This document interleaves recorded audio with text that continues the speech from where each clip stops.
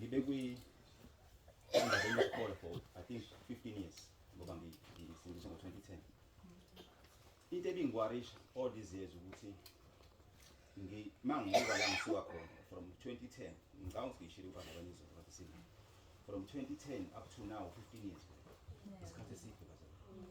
But mangibuka la ngisuka khona namanje mncane kakhulu iyangikhathaza la ngikhonza khona noma la bengikhonza khona liyafunda iBhayibheli besifunda kodwa iwani bekuwukuthi yindaba kuba khonto eshodayo yindaba angingaguquki ngoba lithi iBhayibheli we are sanctified unto Christ kumele ukuthi sibe ne-image mawubuka uKristu ubona abazalwane. Amen.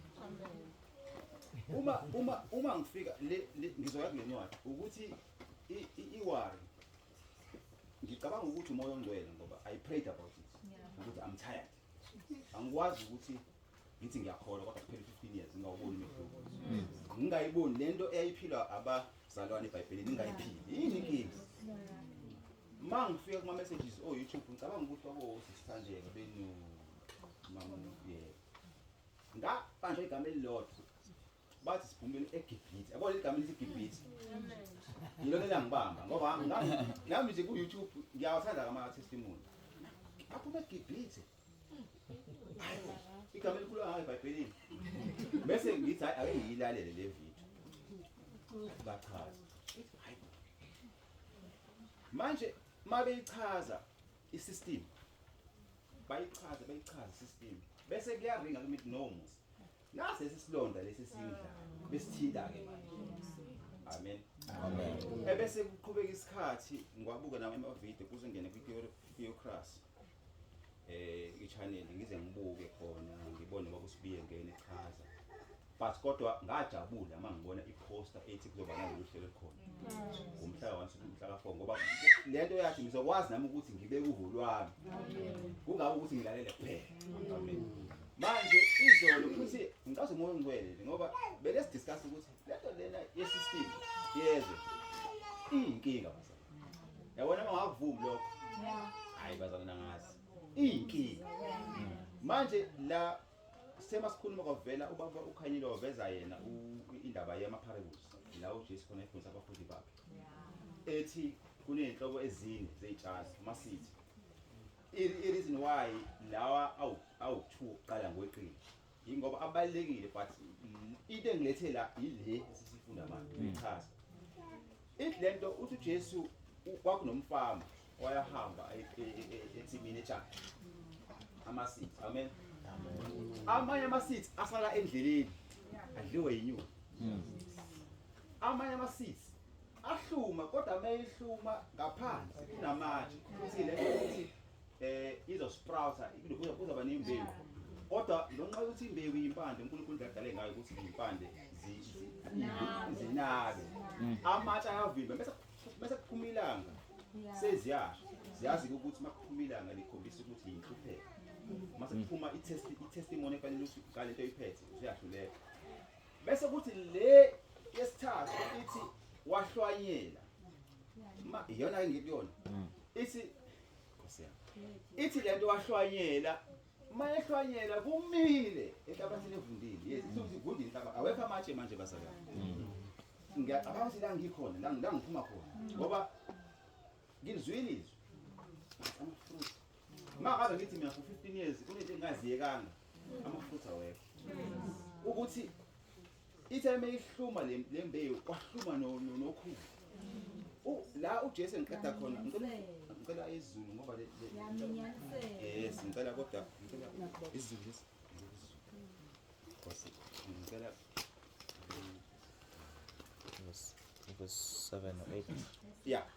Kepha enye yawela no verse 7. Kepha enye yawela emevini ameva akhula ayiminyanisa. Kepha enye yawela emhlabathini omuhle yathela isithelo enye ngekhulu enye ngamashumi ayisithupha enye ngamashumi amahlanu. Bazalwane inkinga yami ngiyatestify isithelo. Amen. Ukuthi kumele ukuthi masisuka la bese ngokuvunyelwa yinina nje bazalwane siye kuyithelo. Bese sibona ukuthi lezi ithelo okukhulunywa ngazo la yiziphi. bese siyazihlola ukuthi indaba singafikile zoyithela. Ngoba irevelation yami ithi inkinga yenza ukuthi ngingafikile zoyithela ngoba ngakadeli konke. Mhlawumbe ake siqhubekile la kuverse baba ngwabhale phansi asifune verse 13 ngiyaxolisa amehlo afuna. Asifune verse 13 to ngoba ngwabhale phansi 17. Ngiyaxolisa abazalwane ngizosheshisa. Ngifuna ukukhuleka mina kulento. Amen. Amen. Yebo. Ngicela ukufunda mina. Ungalokhu ngikhuluma kubo ngemifanekiso, angithi ukukhuluma nabafundi bakho uthi laba abanye ngibona bangizwa, ngakho ngikhuluma ngama-parables ngemifanekiso. Kodwa nina nizongizwa ngoba le message iphathiselwe abafana nani. Akuthiwa kungalokhu ngikhuluma kubo ngemifanekiso ngokuba noma bebona ababoni noma bezwa kabezwa kabaqozi. Abazalwane bikhuluma nami. For 15 years uyakwazi ukuthi ulifunde iBhayibheli. For 15 years uyakwazi ushunyayelwe for 15 kodwa still ungashintshi. Mayiqhubeka lapho kuverse 14 ugcoliseka kubo isiprofeto sika Isaiah sokuthi ngokuzwa niyokuzwa ningazi, ngokuzwa niyakuzwa ningazi niyaqonda, ngokubona niyakubona ningazi nabonisisa. Ngoku nanso ke le bathi ngokuba inhliziyo yalesi sizwe isiyaba lukhuni bezwa kanzima ngezindlebe, amehlo abo bawacimizile, funa mhlawumbe babone ngamehlo bezwe ngezindlebe, baqonde ngenhliziyo baphenduke baphulukise. Haleluya. Ngicela iversion la ku verse 15. Ngicela iversion ukhona NIV noma LT kaza. For the heart of these people are hardened, and their ears cannot hear, and they have closed their eyes, and their ears cannot see, and their eyes cannot hear, and their heart cannot understand, and they cannot turn to me and let them heal them.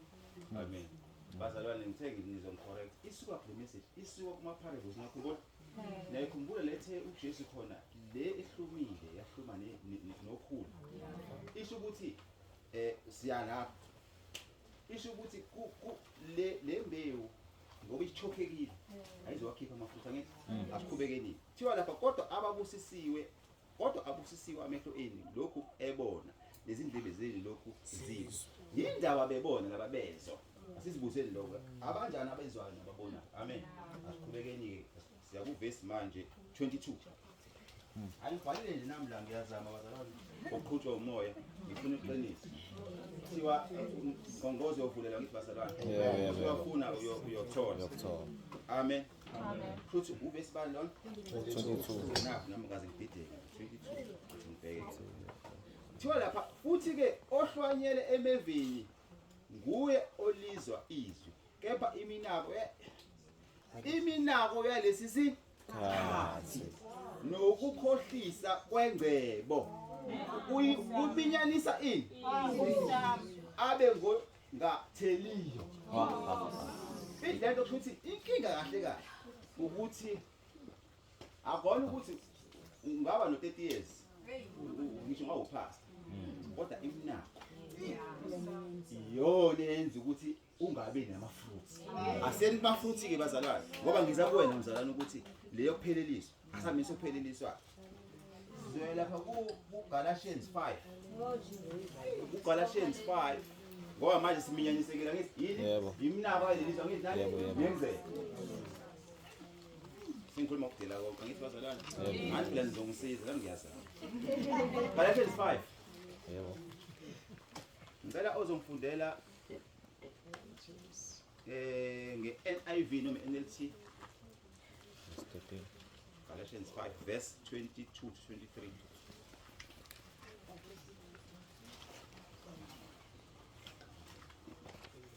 Galatians 5 42 please sacela basaba. But the Holy Spirit produces this kind of fruit in our lives: love, joy, peace, patience, kindness, goodness, and faithfulness. 23. Gentleness and self-control. There is no law against these things. Bazalwane.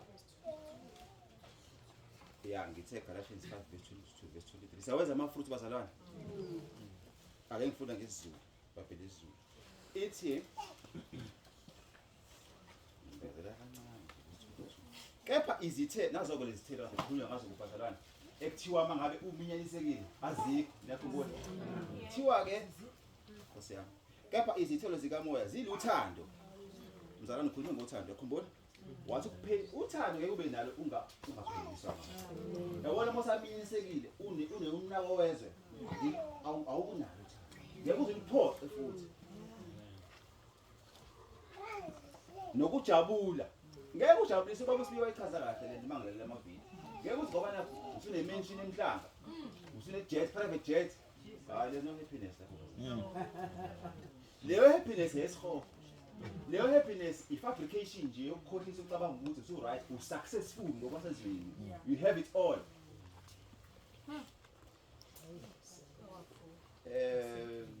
Nokuthu madoda kusiyami.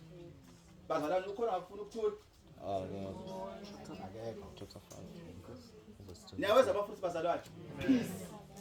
Hayi le peace yala le kuthiwa wase uvote iqembu elithize bese siyasikhulekela. Ayikho lokho la. Savota ukuthi bazalwane abayenza abasavoti bakhathele. Sikhathele isystem, ipolitics inamanga. Namhlanje ngivotela umuntu kuleli qembu angithembisi. Next week uyangishisa vote usekwelinye iqembu. Nomuntu uselapha. Usegxeka nje vele seyimpingi le kade iphakamisa izolo. Usengishiye ngeke. Sefana ngimlande. Awuphela nje ngiyambamba bazalwane. Ukuthula ama-fruits iy'thelo ukuthula. Kodwa manje iy'thelo ayiqhamuki manginani manginemnako. Ibazalwane mina yabona lento iyekudela wonke angazi noma yizwa naye message ngizwa ayikudela. Ukuthi for 15 years angikwazanga ukuthi lama-fruits ngiwabone ngoba bengakadeli konke. Ukubekezela.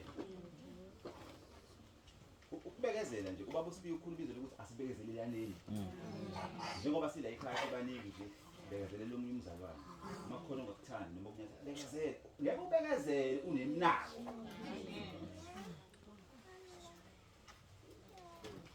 Sezohlala phansi bazalwana. Ububele angazi ngichaza kanjani ububele. Umnene. Abantu bafika ekhaya ayobana ngikhathela ngikhaya. Ayobana kwalo ayilona abangizana abantu abangagezi.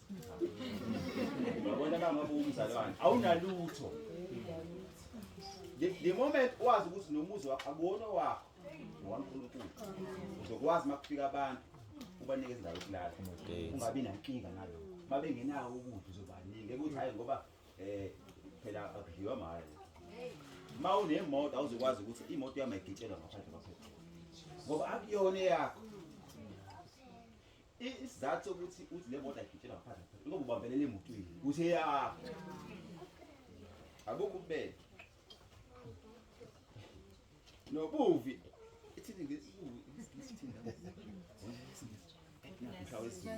oh esibengazi abazizulu madoda yabona ngakho ukuthi isizulu siyashaya manje ngoba kulele izintweni ezingekho manje uthi wasabethe ukukhuluma izibiza wona bathi isizulu obana baba bese ba PhD ngoba basifundisa isizulu sangampela Kuna lokho kuthiwa sambeni sofunda baba usibiya uyibe kahle le into leyo ka Charles Darwin lokuthi aseyimfene ubone ukuthi yona imhlobo ngifunda iPhD ukuthi akuyimfene mina oh bazalwane angibona ukuthi ngiyasiphakamisa ngicela ukufakaza mina ngiyafundisa kwesinye isikhungo sesame semfundo ephakeme ngiyafundisa ukufundisa ngiyakwazi uyazi ukuthi uyabhala lapho ukuthi ukufundisa idudu ubhala awuyithi abafundi phela babona wena ukuthi hayi nase lecture ngifundile bapray baphaza udo yabona beyiphethe lapho nawe ufundile nawe wesifike mhlambe siyalenga lapho uzosho ukuthi awusilengisi bazalwane mkhulu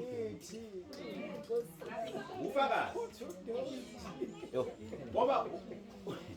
ngoba awulale ebusuku lapho uyafunda lapho ufuna imali lapha usuqeda umsebenzi mawukhona lo msebenzi awaneseki izikweletu ziyanyuka petrol banyusa school siyanyuka udaza uphinde ufunde usebenza yabona it's a cycle before you know you are dead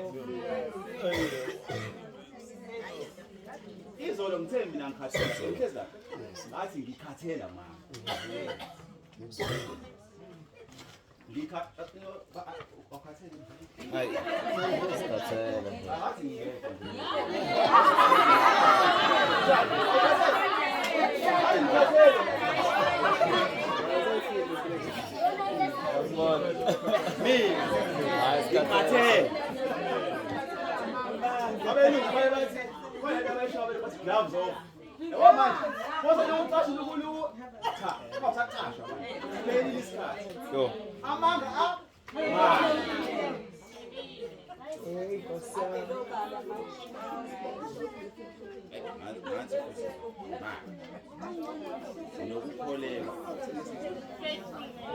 Oh, faithfulness.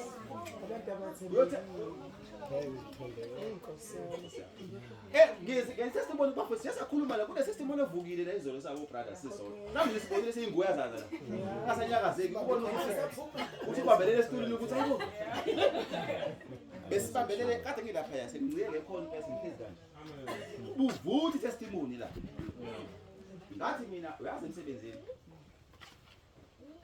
Uyokufike late. Fana ngene 7. Kodwa lapha thina sashanga ngenhlanhla sashanga anganomdla nembhadi futhi ngaphela ufuna ngabe sesiyokha. Sisasayi asinayo ilesi yomuntu iclock asikabi nayo. So kulula ukuthi uma ungene ngo8 noma ngo9 uthi ungene ngo7. Ayithi manje uyasayi ukuthi ukubuza eminingi nemali ukuthi ayizoncipha. Mhlawumbe leyo futhi ayikho serious. Ayisiba yazi lapha esikoleni sangiphatha khona. Hayi serious kodwa ngicela ukunikeza more serious. Uqala ukuthi njengamanje ngivalile le ngoba sifunda ama trimesters ngivalile mina. Asamsani ni timetable yase high school. Asuyithathi lift ngoba basipha vele ngathi ngivala kathathu ngonyaka. April, August, no December. Sivala kathathu vele Satamuza. Amen. Asithathi lift. Mawufuna uthathe leave. Ufuna ubhale isick note. Uqamba amanga ukuthi uyagula. Uma ungaguli ngoba ufuna uthathe leave during the year. Ngoba sikafika isikhathi sakho se-leave. Uyisa isick note impela. Amanga nje lesick note ukuthi uyagula kodwa ugule. Ngobani? Ufuna ukuhola lapha ya. Ulisele namanga futhi ngoba ufuna ukuthi ungabuzi imibuzo eminingi. Umphathi wakho angabuzi imibuzo eminingi. Akhole. Ube muhle futhi. Amen. There is no faithfulness. Mangabe usezweni. Angase singasho ngayela ngicela amen. Angazi noma mhlambe this is why nababusi biye bengicelela ukuthi mina bengisuggest ukuthi mhlambe masingahlala ezwini sifunde ngokombhalo njengoba eshilo mama ukuthi si ukudela konke from the Bible. Ukuthini mina this is my understanding. So ngivula inkundla ukuthi mhlambe ngifundiseke mhlambe ngifunde wrong. Amen.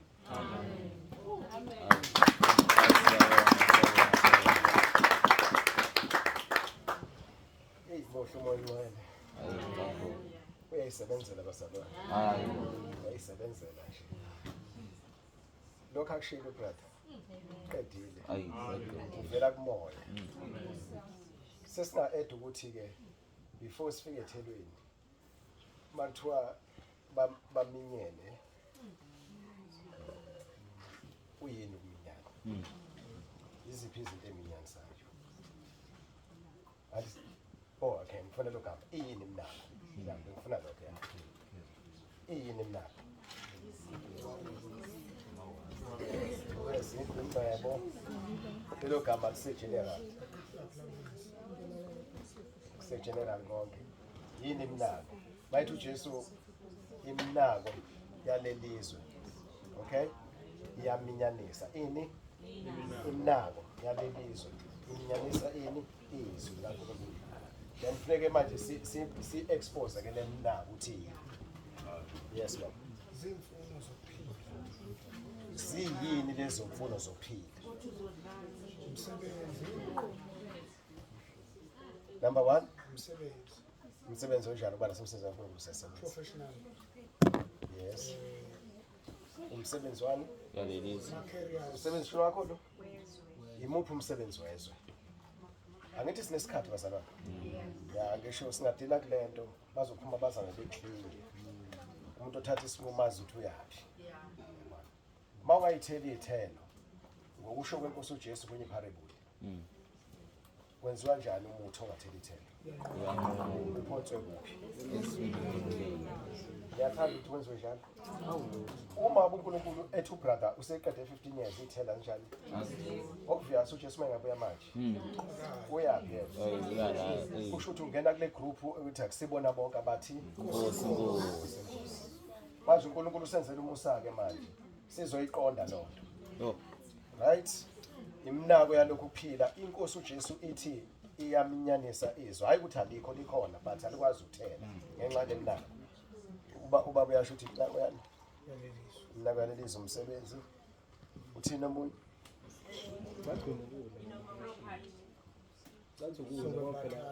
ukudla sikhathaza ngani ngokudla yes isikole salelizwe izemihle nemoto ezinhle idingo zakho nje seva wena kahle kahle ayikho nje okuyibonayo uyenzela uNkulunkulu uthoba bukhanyile isaphathini inyama okay ubusho njalo nawe noma ngabe yini ekhatha isikhathi sakho kodwa ukungesikwesokwazi ukusebenzela uNkulunkulu noma yini noma ngabe yini noma yini so kusho ukuthi thina isaphathi thina not uJesu Kristu yes sis oh ucela ukurefila amanzi siyabona kakhulu okay imnako yaleli sesihleke manje ngemnako yale yini ukudela konke oh ngiyaxolisa ngiyaxolisa okay ba amen haleluya ukudela konke mangibheka mina ngokwami ilaphana encwadini yaka John chapter 15 umuntu angangibhekela laphana ku verse lika 13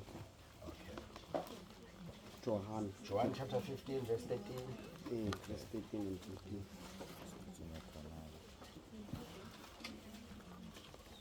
uthi ubrother Gabashe indlela abona ngayo kodwa ke singalekelela bazalwane yes ngicela ukuzazisa kahle igama ngoMunhlatsi isibongo ngakamuleli ngokuhlala ngise Heidelberg eGoli siyabona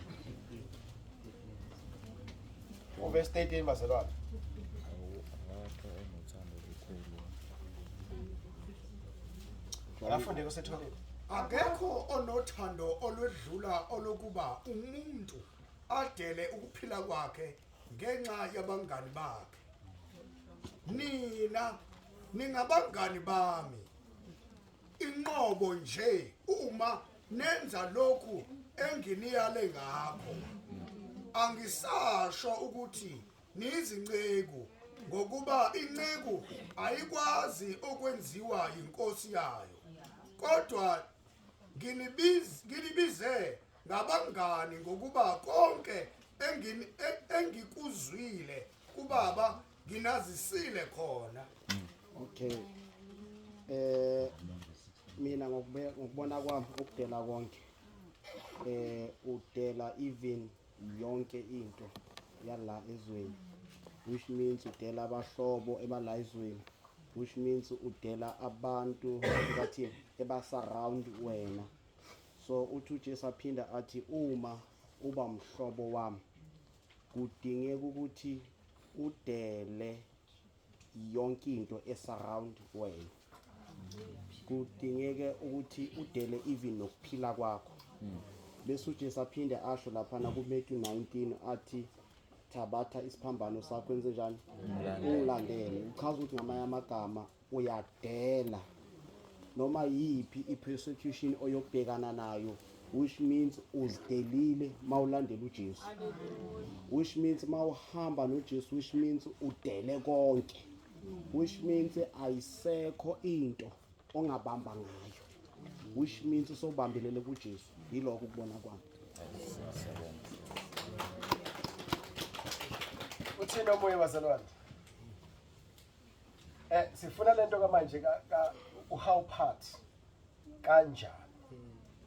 Ngidela konke angithi. Yini ukudela konke? Siyaphendula njengamanje. Kanjani? Yasisi.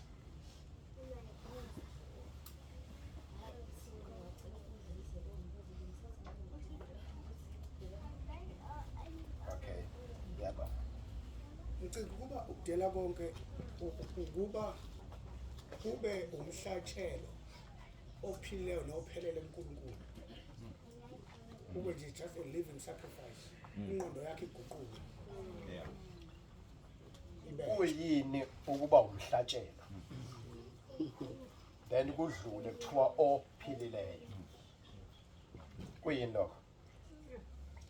Umhlatshelo yini? Ngelinye igama. Isingisi leso. Umnikelo. Kodwa onjani? Onjani umnikelo ophilileyo? Senze nje practical example. Ukuba umnikelo ophilileyo like uJesu kwaba umnikelo ophilileyo kaNkulunkulu engena endaweni yami. Nami kufanele ngibe umnikelo ophilileyo ngingene endaweni kaJesu. Yes, nje kahle kahle njengamanje uma ngithi ngumnikelo ophilileyo kufanele manje uthande nginalo kaNkulunkulu akunokuthi ngiphelela kuNkulunkulu ngikwazi ukumela uNkulunkulu ngokuphelela. Unikela wenzani kanti? Unikela wenzani? Ngiyanikela kumfowethu. Ngiyanikela. Angazi manibonile yini? Yenzani bazalwane? Ngiyanikela. Then sengayiclaima lento ukuthi yami. Cha. Manje mangimbona eyiwisa phansi ngisenalo ilungelo. No. Now ifile le phone ayifili iyaphila ngithi. Iyaphila ngithi. Ungumnikelo njani? Unikela kuNkulunkulu. Usho ukuthi awuseyena owakho. Awusena owakho. Awusana ama decision Kulomzimba ngawe. Yabona? Manje izwe lisifundise kunye kangithi. Choose ikera onjani? Choose umsebenzi onjani? Othanda. It's about you. Yabona? Yebo ba.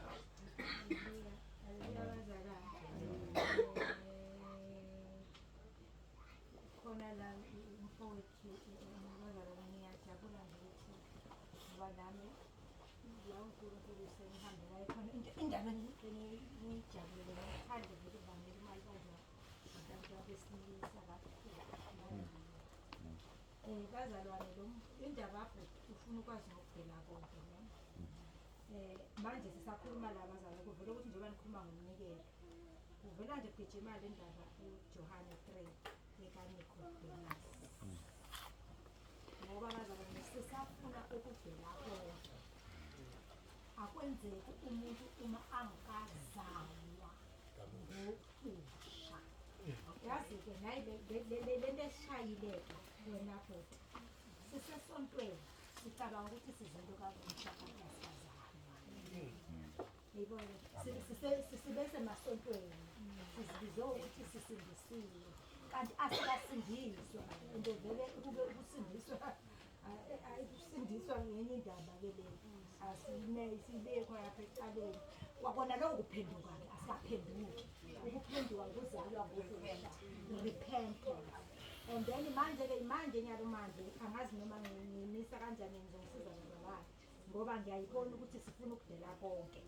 Sifuna ukudela konke siphendukile na sizelwe yini ngoba ukuzalwa manje kusho ukuthi sesishiya umzimba ngoba i-religion ingenye into nje ungathi ukuthi usuku religion uthula kuzelwe ngokusha no ubungaza ngoba la udela ngoba nawe uyayibona usungene komnye umzimba njengoba uneqeda imwabuzo ukuthi ngingazala njani ngokusha na umuntu angenza kanjani lokho yabo manje ke bazalwane uma singabuya ke sibone ukuthi ngoba la uma uyithatha ngengqondo bazalwane angeke ungaphuma la ucathi ibambile hayi umangala usuwehlele into yakuthi hayi mani khona into yese ngoba uyazalwa ngobusha uzalwa ngani na amanzi nangani na ngomoya akube kuJesu masifunda bazana ngaba ukuthi sifunde ngiyathanda ubasafunda ngoba lizothi nasifika sothola ukuthi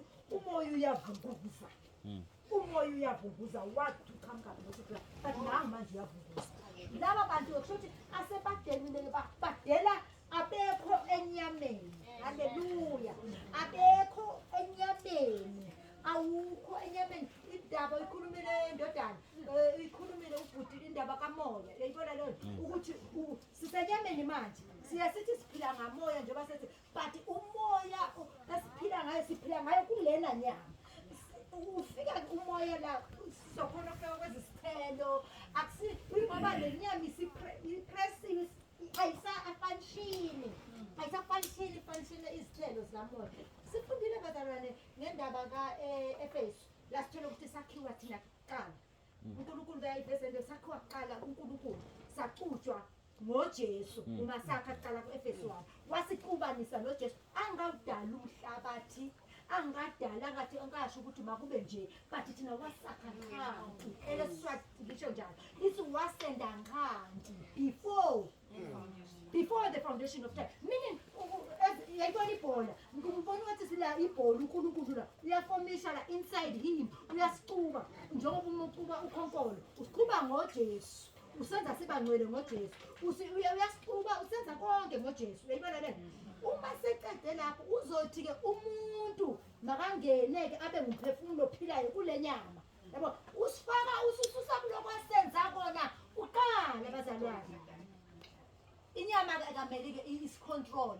ngoba thina sesicontrolwa ngumuntu ophefumulelwe uNkulunkulu ngaleso sizathu ukudela akusasiwona umsebenzi wakho it's not your work you don't struggle because sekuhamba le movement umuntu ngithi noma umuntu engathambuka manje nesibhamu la awusiboni lesi sibhamu la that's why bazalwane ibandla lalingena enhluphekweni lingaziboni that's why iphela uStefan athi ngibona amazulu avulekile angibona enye into ngoba amehlo akhe amehlo yabona ahluphe asenamathele umbhekile umqalisi nomphelelisi ubuka ngqo wambuka manje akhonetha manje akazi noma umuntu angenzani akazi noma umuntu angathathani akazi noma umuntu angenzani because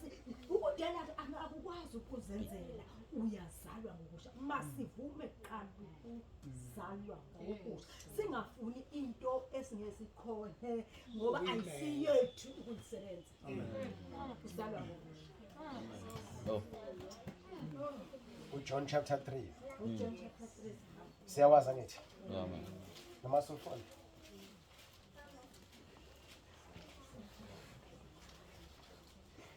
verse 3 kala verse 3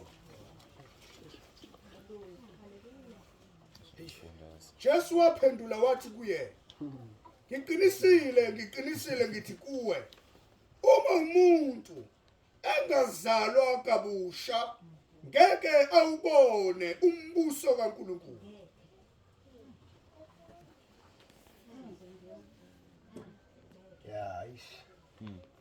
religion esikhohlisile sathi sisindisiwe kanti phela ukusindiswa kusholile mawusindiswa uzalwa kabusha uphele konke kwakho uyarepent uyaphendula manje sithe sisindisiwe ingqondo yethu imicabango yethu ufisa kwethu konke Kungeniswe mina. kusanjalo nje angisho bazalwane sesindiswa kanti unjani ukusindiswa phela uyaphenduka uyishiye into thina sishenga lutho ngaphandle lokho sitshele khona amadlozi abona kodwa namadlozi baswalalela yonke into esifunda kwisystem isibuyisela kuyo ngoba phela masicelebrate uChristmas no June 16 kuseyini yonke leyo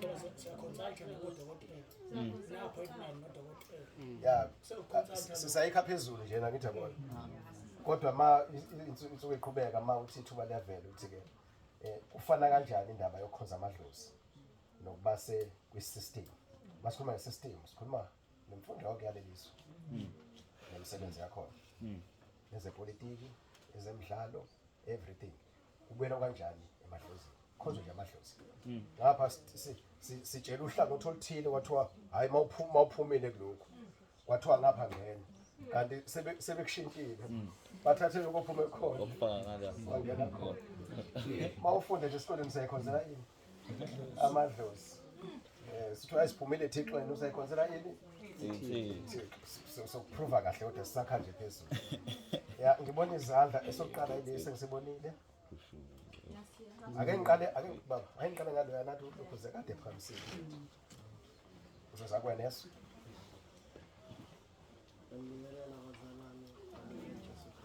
amen Kamelami isifiso ngakheso ngiphumelela. Ngisathanda ukusho ukuthi mina kuzwa lento ngiyaqala ukuyizwa. Futhi yangisabisa. Ngoba angazi ukuthi ngaphuma kanjani le system. Nokuthi ingasizakala kanjani. Bona bengifisa ukusho nje lokho. Ngiyabonga. Ake sizoba bese ngizakumama lapha.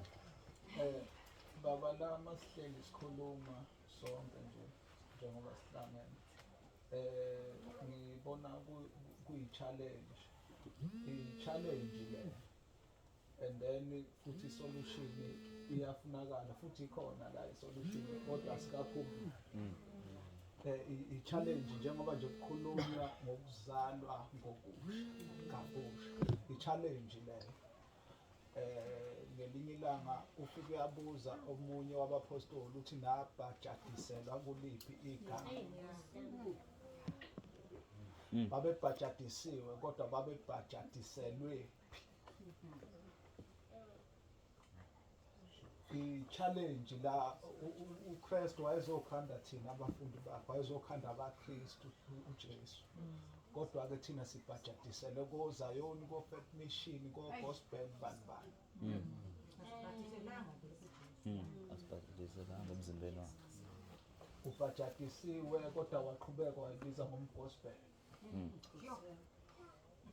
awuyibizanga ngegama lakhe yena wayezokhanda into yakhe shuthi challenge le baba asikwazi ukuyekana sigcine sihlukene kwesinye isikhathi sihlukene isolution ingekho ngoba phela kumele simbone yena uNkulunkulu yonke into ekhona ezweni bese sikhuluma kanjalo and kubuhlungu ukushintsha usujwayela uphuthu kuthiwa buyele eparishini ngizokupha iphilisi into ebuhlungu leyo abanye banengxaki sokwaba nengxaki kunzima futhi ukuthi iqebuke leyo nto yiyo kodwa kunzima ukuthi umuntu ashintshe kodwa khona ekugcineni kumelekile sizalwe ngobusha umuntu azalwe sibhajadiselwe egameni lakhe amen siyabona mangilalele kusagijima into eyodwa njengamanje yebo mama wakho okay mhlawumbe njengoba sekushiwo batwana bakaNkulunkulu la ekuzalweni ngobusha kunokudeka okukhona njengoba uJohn 3 ethi uJesu kumele uzalwe ngobusha ngomoya nangamanzi so I think it's Acts 2:38 othi repent and we baptize nonke and then you be filled with the Holy Spirit manje endleleni sihambile sayithiswa ukuthi landela isho lokhu okungekho scriptural then ususindisiwe. Ngiyayizwa lokho. Uma Suzanne uyikhetha and then kwathiwa isho Ukuzwa kahle ma. umkhuleko lona awukho scriptural. So at the end of the day you find yourself not knowing who you are because lento njengoba seshilo usisithandeka usisinombulelo ukuthi if according to Ephesians we were known by him in Christ before the foundations of the world. Njengoba kade ezamlichaza ukuthi kahle kahle who are you wena nje asifundiswanga kukhiwe phezulu kwathiwa salvation phakama isandla yamukela recite mphendukile angizange lithi phenduka be baptized in the name of Jesus Christ and you will be filled with the Holy Spirit. So hallelujah. Ngiyakuzwa ma. Yes ma. Baba mina uqanda senami ngathi kuwo konke bese ngizwile ngathi lento ibuyele endaweni eyodwa ukuthi ukudela konke kahle kahle ukudela yonke into impilo yakho yenziwe ngoNkulunkulu ngalendlela ukuthi mase sikudescribe mhlawumbe singathi ukuba umfundi ngoba kahle kahle ukuthi uyabheka izwi sonke siyalazi vele like silifundile kodwa vele into eyenza ngicathi yenza ukuthi singalikholwa ngathi vele isiqiniso sakho konke kufanele ukuthi silikholwe vele kodwa sigcina singalikholwa ngenxa ukuthi asilitholi isikhathi esiningi sokuthi silifunde kungekho into esiminyanisile bese ukuthi ukudela konke kakhulu sesitshe ukuthi ukuphuma kuma system nje lawa asobala ukuthi ikolo imisebenzi lokho osekusobala ukuthi kuyakuphoqa ukuthi vele ngeke uzukwazi ukugcina intando kaNkulunkulu ngoba nomuntu mhlawumbe uyidayisela amagwinya uyayichoose ukuthi ngizoya ngo10 ukuyodayisana nini kodwa mangabe still engakade likonke still naye uyafanela nawe usemsebenzini osenze uqashiwe lapha kodwa ngicathi ukukholwa vele komuntu uNkulunkulu uyenze ngamabomu nje uJesu naye afika abafundisa abantu ukuthi ukukholwa umuntu uza ngokuthalizwe uqalizwe azindle ngalahlale kulo kuma elikholwa ngathi mina ukudela konke yilo ukuthi uzabela uNkulunkulu ukufunda nje ngaye embusweni wakhe ungekho enye into ekuminyanisile kube nje yilo ngoba no Petro babe mhlawumbe babedobela ngesikhathi sabo hayi ukuthi bona babeqashiwe mhlawumbe kodwa bakushiya lona labo still babesadela konke ngathi ukudela konke nje ukuthi ube umfundi kaJesu ngathi kuyilo. Yabo nimzwe kahle bazana angathi impendulo siyasondela noma sesifikile kuyona brother yes man bazalwane ngiyaqala ukuphinde ngikhulume kaningi ngicela siye ku 2 Timothy 2 verse 3 and 4 ngizoke imfundo la ngiphethe iKing James ngicela mase ngithatha kambe ngizo kwezizulu mhlawumbe izozwakala mnandi even more 2 Timothy 2 verse 4 amen.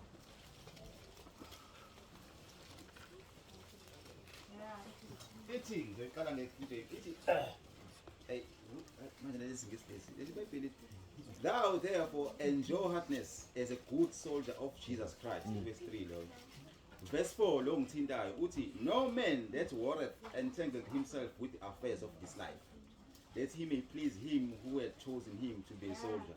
Ngicela manje ngoba ngisafuna ngoku-understanda kwami ukudefine lento ekuthiwa ukudela konke ngicela enye version Sonda Khumalo noma NLT bakhuluma hlanganyela nami ekuhluphekeni njengebutho elihle likaKristu akekho othi esebenza njengebutho alibale yiminako yalokhu kuphila amen kodwa ulwela ukuthokozela lowo ombuthileyo nali igama leminako futhi amanye amazwi i-understanding yami ithi makuwukuthi ngidela konke kusho ukuthi ngiyisosha ithi lento singamasosha ngamanye amazwi ithi awuwazi ukuthi ngidela konke into nothing uhlale khokuzana it means udela konke into something you become a soldier for Christ amen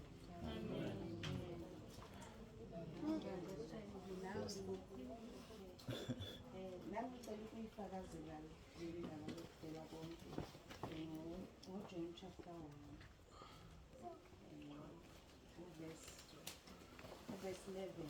John chapter 1. Yesizulu ifundeka kanje.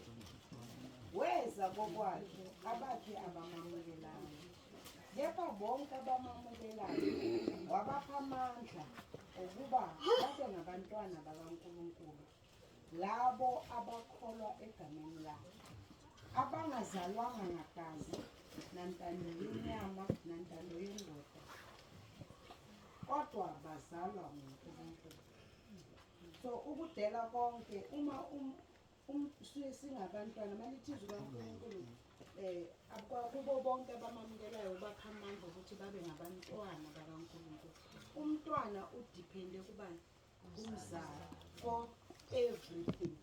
So ukudela konke ukuthi singafuni ezethu indlela kodwa sifune indlela kaNkulunkulu kukho konke besikwenzayo. Umntwana futhi uyafundiswa. Yebo sisi.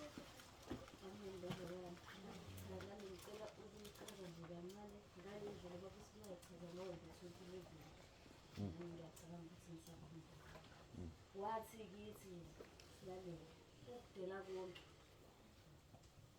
ukuthabatha isiphambano sakho ulandele uJesu, ushiya umndeni, ushiya unkosikazi, ushiya iy'ngane, ushiya umsebenzi, ushiya isikole, ukhetha ukuba umsebenzi kaThixo.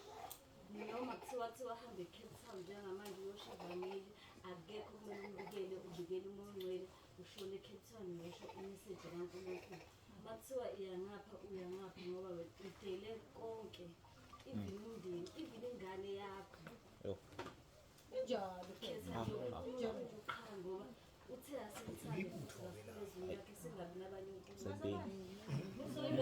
ingane yakho uma uyithanda kakhulu ukudlula uNkulunkulu uyenza uNkulunkulu uthokozele.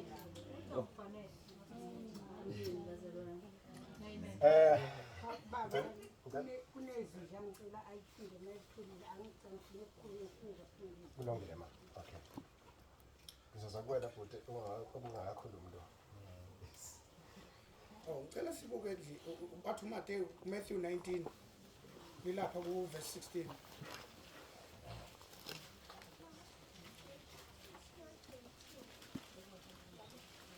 Matthew 19 verse 16. Yes.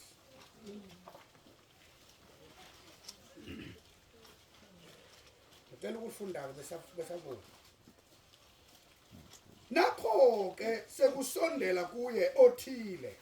Wathi, "Mfundisi, ngingenzani enhle ukuba ngibe nokuphila okuphakade na?" Wathi kuye, "Ungibuzelani? Ungibuzelani ngokuhle na? Munye kuphela omuhle. Kodwa uma uthanda ukungena ekuphileni, gcina imiyalelo." Wathi kuye, "Miphi na?" uJesu wathi kuye, "Yile, ungabulali, ungaphingi, ungebi, ungafakazi amanga,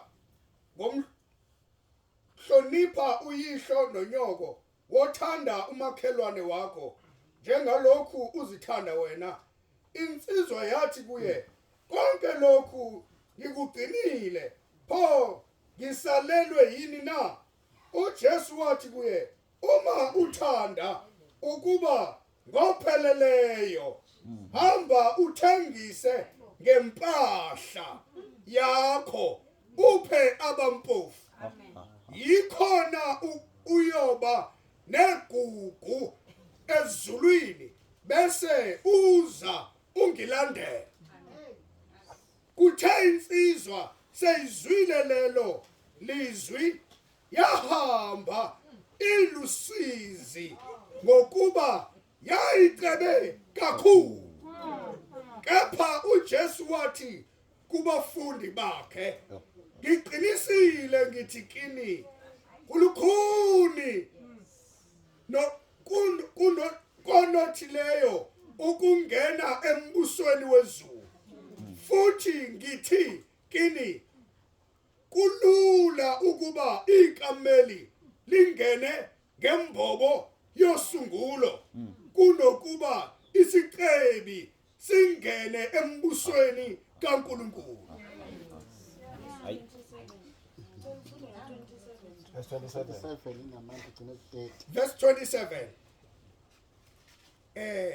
uPetro wayesethi kuye, thina sishiye konke sakulandela pho yini umvuzo wethu na?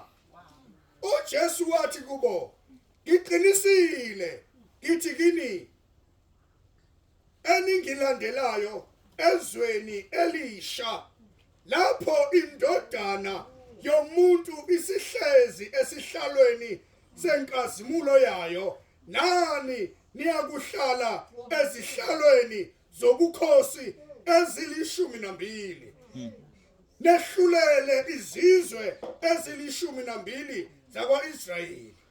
Yilowo nalowo oshiye izindlu noma abafowabo noma odadewabo noma uyise noma unina noma abantwana noma amazwe ngenxa yegama lami uyakwemukeliswa okuphindwe kayishuba kayikhulu, adle ifa lokuphila okuphakade. Kepha abaningi abangabo kuqala bayakuba ngabokugcina, nabangabokugcina bayakuba ngabokuqala.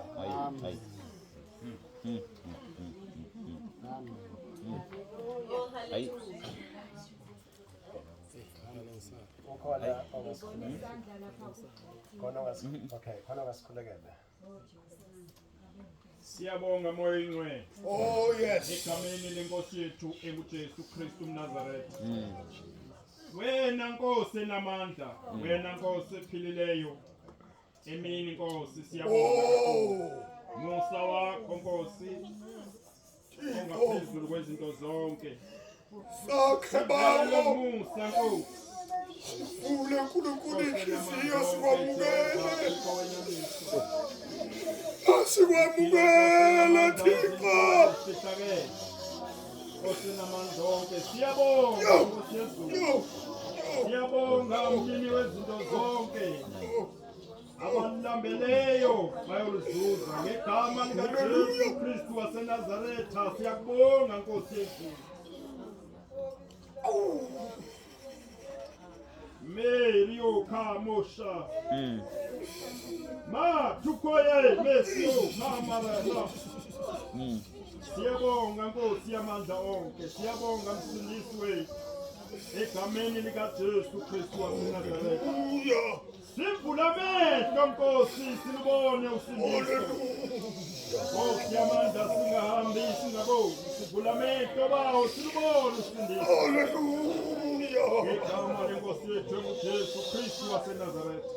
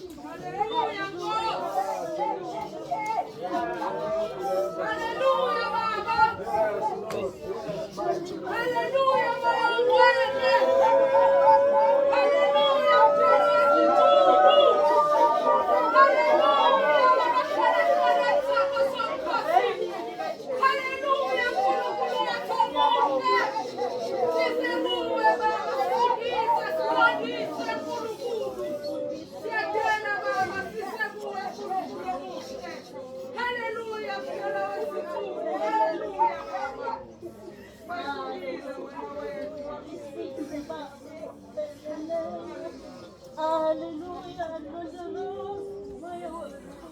londoloza umphefumulo wethu, londoloza ngisho nomzimba wethu, baba wethu engcwele, tholakala ungenacala mawubuye uzolanda ibandla lakho, mawusiza sikulungele. Haleluya, sithanda moya kaNkulunkulu, haleluya, ukuhamba ngezimiso zakho nangemiyalelo yakho.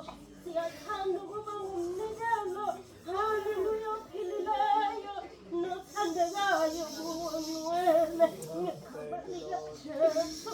Sisize baba wethu ngcwele, size umoya wethu, size umphefumulo wethu, size baba wethu ophakemeyo, sisize moya weqiniso. Haleluya, haleluya, hallelujah, hallelujah. All we need is your guidance, Lord Jesus. All we need is your guidance.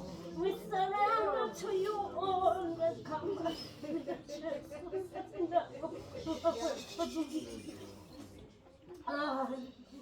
Utanoruga, Baba, Udegora.